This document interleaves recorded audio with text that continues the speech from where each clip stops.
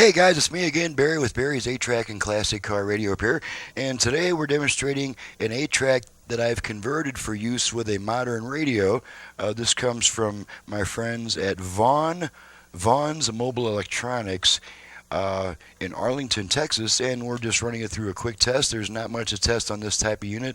All the original electronics gets ripped out.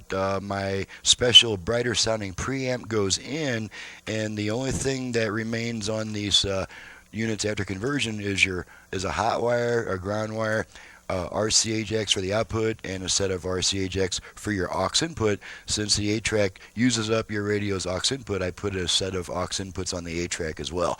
So let's go ahead and pop a tape in, make sure it works. Gotta travel on, never coming back. Nice bright sounding 8-track. Check, make sure we got output on both sides. Switch tracks. To fill my eyes till I met you, sunny. You're the answer.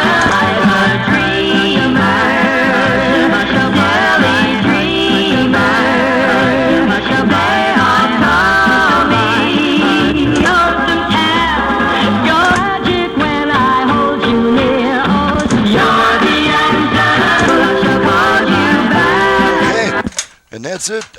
When the tape is removed, there may be a 20-second delay before the radio comes back by itself, depending on what kind of radio you've got, and that's just to prevent constant switching back and forth between the aux source and your tape during quiet music passages in between songs. So on that note, I'm Barry with Barry's 8-Track and Classic Car Radio Repair, and this is becoming a more and more popular request by customers.